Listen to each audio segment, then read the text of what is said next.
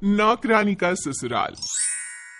कांता आराधना के घर में नौकरानी का काम करती थी। वो सुबह 2 घंटे के लिए आती, सुबह का काम करके दूसरी जगह चली जाती और शाम को फिर 2 घंटे के लिए आती और खाना बनाकर चली जाती। कांता अपने काम में इतनी माहिर थी कि वो आराधना के घर वालों का दिल जीत लेती है। अरे कांता बेटा, कितनी मेहनती है तू। काश कि तुझ जैसी मेहनती और फुर्तीली थोड़ी मेरी बहू आराधना और बेटी पवित्रा भी होती। माँ जी, मेरा तो मानना है जब तक भगवान ने हाथ पैर सलामत रखे हैं तो अच्छे से काम करो। शरीर में आलस भरकर कुछ नहीं होता, क्योंकि आलस करने पर शरीर बीमारियों का घर बन जाता है। कांता वही बातें करती जो काशी सुनना चाहती थी। इस तरह से कांता आराधना के घर वालों की प्रिय बन जाती है और आराधना के घर में उसकी और उसकी ननद की कोई इज्जत ही नहीं रहती, क्योंकि सब कांता को ही अपनी बेटी और बहू मानते थे। ऐसे ही एक दिन काशी अपनी बेटी और बहू के साथ शॉपिंग करने के लिए जाती है। ये चूड़ियाँ कितनी अच्छी लग रही है, सोच रही हूँ कांता के लिए ले लूं। माँ जी, मुझे भी तो ये वाली चूड़ियाँ बहुत अच्छी लग रही है, मुझे भी दिला दो ये चूड़ियाँ। हाँ माँ, मुझे भी ना ये वाला पर्स चाहिए, मेरा पहले वाला पर्स खराब हो गया है। मेरे पास इतने पैसे नहीं जो तुम दोनों पर खर्च कर सकूं।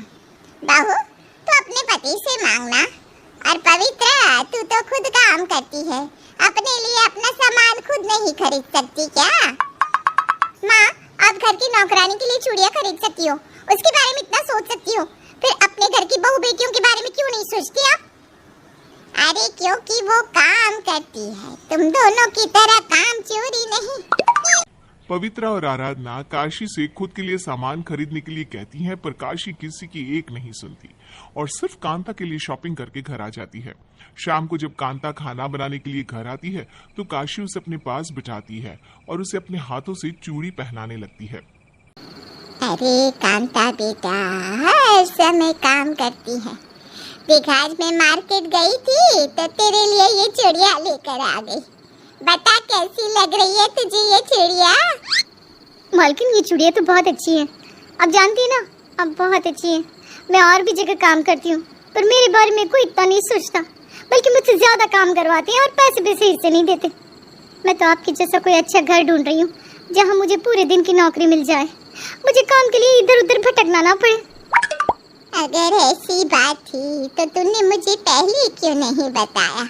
तुझे कहीं भटकने की जरूरत नहीं है, मैं तुझे महीने की सैलरी दे दूंगी।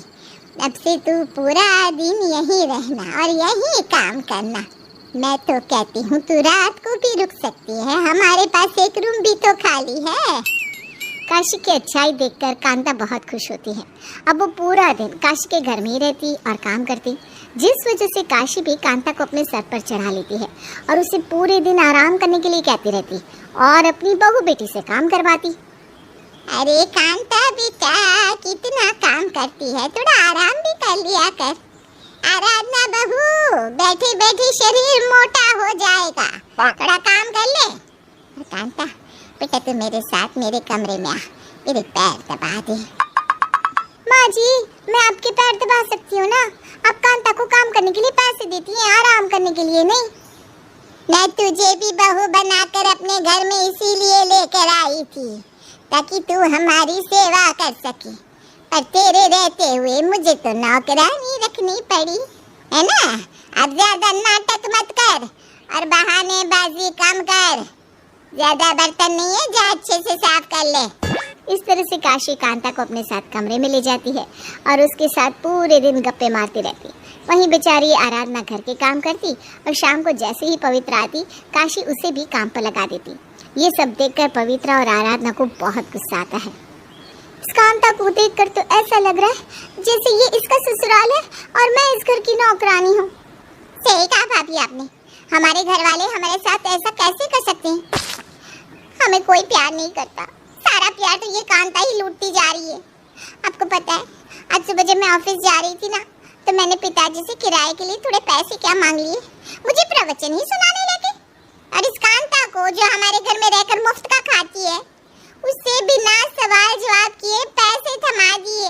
बताओ भाभी, इस घर की बेटी मैं हूँ या ये कांता?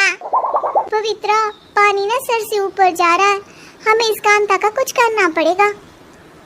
भाभी, हमें इसकी इज्जत इस घर में घटानी होगी और अपनी इज्जत बढ़ानी होगी, और ऐसा करने के लिए हमें किसी झूठे इल्जाम में इसे फंसाना होगा।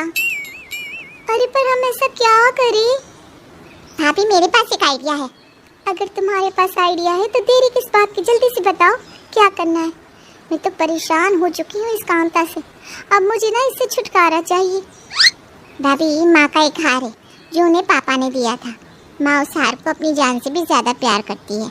अगर वो हार चोरी हो जाए तो सोचो क्या होगा, और वो हार अगर कांता के कमरे से निकले तो समझो कांता की हमेशा के लिए छुट्टी।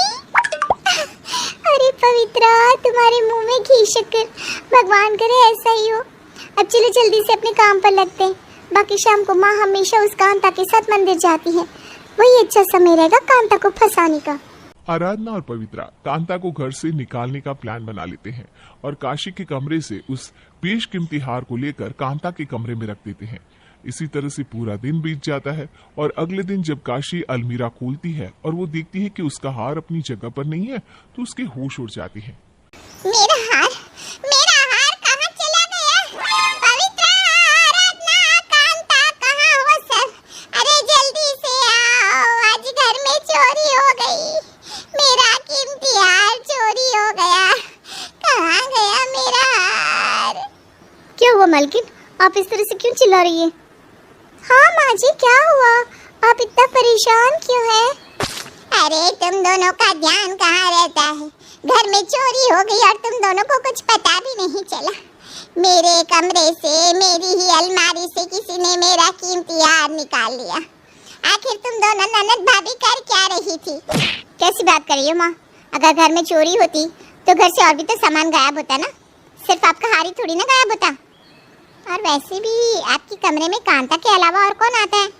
आपने तो हम दोनों को आपके आसपास भी भटकने से मना किया है। माँ जी, आप फिक्र मत कीजिए, हार यहीं कहीं होगा, मैं ढूंढ देती हूँ। अब आराधना काशी की पूरी अलमीरा छान मारती है पर हार नहीं मिलता, जिसके बाद पवित्रा अपनी माँ से कहती है, आखिर हार गया कहाँ? माँ, मेरी मानो तो आप घर की ना तलाशी ले लो। क्या पता आपने हार को इधर उधर रख दिया हो या फिर किसी ने चोरी कर लिया हो और वो चोर हमारे ही घर का हो। पवित्रा के कहने पर अब काशी सभी के कमरे की तलाशी लेती है और वो हार आराधना के कमरे से निकलता है, जिस वजह से सारा झूठा इल्जाम आराधना के सर पर आ जाता है। बहू, तू इतना गिर सकती थी, मैंने कभी सोचा नहीं था। तू अपनी ही सास का हार चोरी कर रही है। अरे बेवकूफ, मेरे जाने के बाद ये सब कुछ तेरा ही तो होता, फिर तूने ये हरकत क्यों की? माँ जी, मैं आपकी कसम खाकर कहती हूँ, मैंने आपका हार चोरी नहीं किया। मैंने तो कभी देखा भी नहीं था इस हार को। मैं नहीं जानती ये मेरे कमरे में कहाँ से आ गया। पवित्रा, तुम्हें बताओ ना। हाँ माँ, मुझे भाभी पर पूरा भरोसा है, वो कभी ऐसा नहीं कर सकती। भरोसा तो मुश्किल से बनता है छोटी मालकिन, और हार तो मेम साहब के कमरे से निकला है ना। अब इस सच को झुठलाया भी तो नहीं जा सकता, और वैसे भी किसके मन में क्या चल रहा हो कोई नहीं जानता। इतना बोलकर कांता मुस्कुराने लगती है। उसकी मुस्कुराहट देखकर आराधना और पवित्रा समझ जाती हैं कि ये चाल कांता की ही है। दरअसल कांता ने उन दोनों की सारी बातें सुन ली थी और जब पवित्रा ने अपनी माँ का हार कांता के कमरे में रखा तो रात में कांता ने बड़ी ही चालाकी से वो हार आराधना के कमरे में रख दिया। इस तरह से पवित्रा और आराधना की चाल उन्हीं पर उल्टी पड़ जाती है।